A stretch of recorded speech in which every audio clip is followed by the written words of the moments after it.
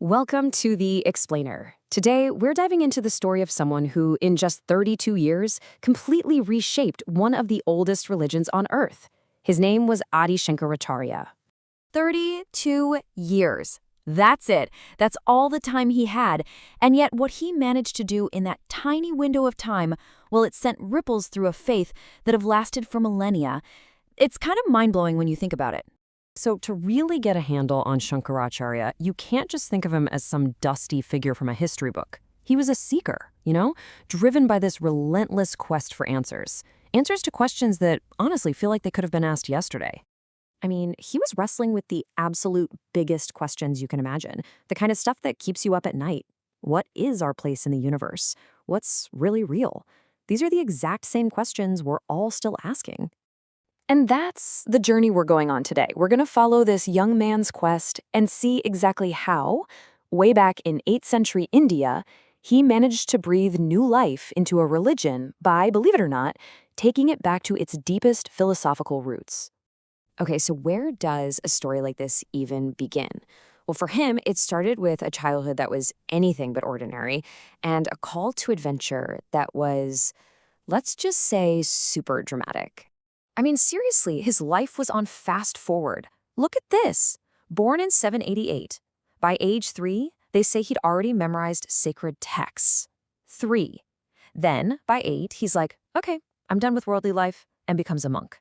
And then, by 820, he's gone. It's just an absolutely incredible timeline for a true genius. And get this, the story of how he convinced his mom to let him go off and be an ascetic? It's legendary. The tale goes, he's in a river and suddenly starts yelling, "Mother, help, a crocodile's got me, and it won't let go unless you promise I can become a sannyasin, a wandering monk." Now, was it a real crocodile or just a very clever kid? Who knows? But hey, it worked.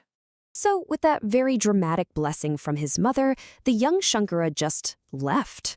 He set out on foot, walking all across India, looking for a teacher, looking for the ultimate truth. And this quest, it didn't just lead him to quiet monasteries. Nope, it led him straight into an intellectual war zone, a real battlefield of ideas where the entire future of Hindu philosophy was up for grabs. So he needs to find his greatest opponent, this brilliant scholar named Mandana Mishra. And the directions he gets are just amazing. He's told, go find the house where the caged parrots are discussing deep philosophical topics. Can you even picture that? Parrots debating metaphysics? It tells you everything about the kind of intellectual energy that was in the air back then. All right, so their huge debate, this intellectual showdown, really boiled down to one single question. What's the real path to salvation? On one side, you had Mishra, defending what was, at the time, the mainstream view, the path of ritual or karma.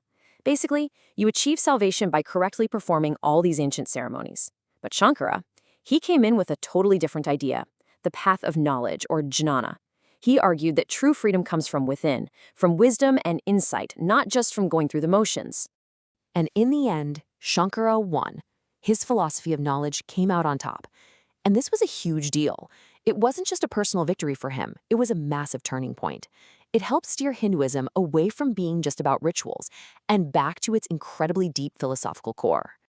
But here's the thing, Shankara's revolution wasn't just about high-minded, abstract ideas. Oh no, it had real-world consequences that struck at the very heart of the social structure of his time. And you can see this perfectly in this one powerful story. He runs into a man who was considered an outcast, someone from the lowest rung of society. And when this man challenges him, Shankara says something incredible. He says, essentially, the true teacher is the one with firm knowledge. It doesn't matter if he's a Chandala or a Brahmana. Meaning, your teacher could be from the absolute lowest caste or the highest priestly one. What matters is what they know, not who they are. You have to understand, for that era, this was an absolutely earth-shattering idea, that a person's inner wisdom could be more important than the family they were born into. Wow, that wasn't just a new thought, it was a direct shot at the entire foundation of the caste system. So, okay, he's won the great debate. The battle of ideas is his. But what now? Shankara was smart enough to know that ideas can just fade away. He needed a plan to make sure his revolution would actually stick. And his plan was brilliant. He knew that for ideas to last, they need a home. They need an organization. And this is where we see that Shankara wasn't just a philosopher. He was also a genius-level organizer. What did he do? He established 4 massive monastic centers called mathas. And look where he put them. It was pure strategic genius. Sringeri down in the south, Dwaraka out west, Puri in the east, and Joshimath way up north. He basically planted a flag for his philosophy at the 4 corners of the Indian subcontinent, creating this unified spiritual geography. And this network wasn't just symbolic, not at all. It was a living, breathing system designed to do one thing: make sure his teachings would be studied, protected, and passed down, generation after generation. It was the perfect way to make sure the knowledge he fought for would endure. So let's step back for a second and just take in the legacy. What is the final impact of this incredibly short, incredibly powerful life? It all comes back to that number, doesn't it? 32. In just 32 years, the man walked across India, he took on the greatest thinkers of his day, he wrote volumes of brilliant commentary, and he literally redrew the spiritual map of the subcontinent, all in 32 years. His real genius was in championing that path of knowledge. He reconnected an entire religion back to its own deepest, most profound ideas.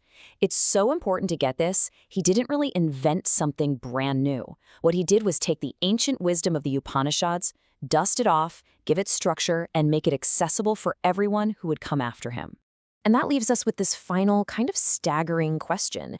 How does a single person, in such a ridiculously short amount of time, manage to change the entire course of one of the world's oldest traditions?